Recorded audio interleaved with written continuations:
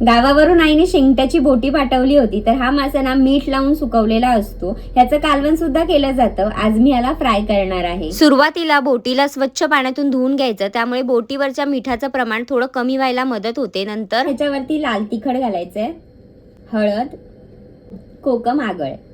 मीठ घालत नाहीये कारण हा मासा खूप खारट असतो.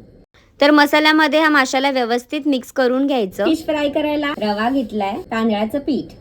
मसाला लावलेल्या बोटीला रव्याच्या मिश्रणामध्ये व्यवस्थित घोळवून घ्यायचा आणि मग हे सगळे कोट केलेले पीसेस आपल्याला फ्राय करायचे आहेत. तर पॅन तापत ठेवलेला आहे मी, त्यावरती तेल घातलं चमचाभर आणि नॉर्मल फिश जशी फ्राय करतो त्याच प्रकारे आपल्याला हिला सुद्धा फ्राय करायचं आहे.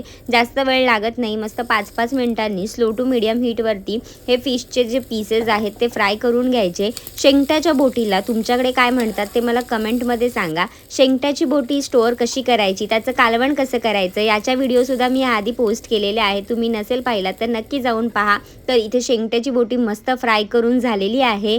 वाव, खूप भारी लागतंय हे. तुम्ही सुद्धा ट्राय करा आणि फॉलो फॉर मोर रेसिपीज.